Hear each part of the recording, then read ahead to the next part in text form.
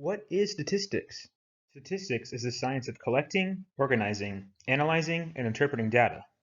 What is crazy is that statistics is a science just like any other science.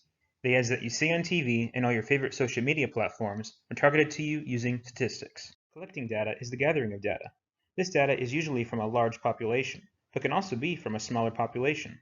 Or maybe a study was conducted and a sample of 10 random people was taken to see how many were iPhone users and how many were Android users.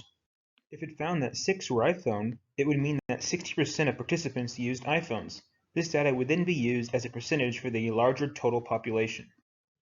Organizing is the arranging of data by group, category, or by their characteristics.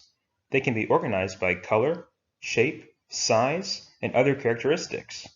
Numerical data is usually grouped into data sets, or something that we call grouped data.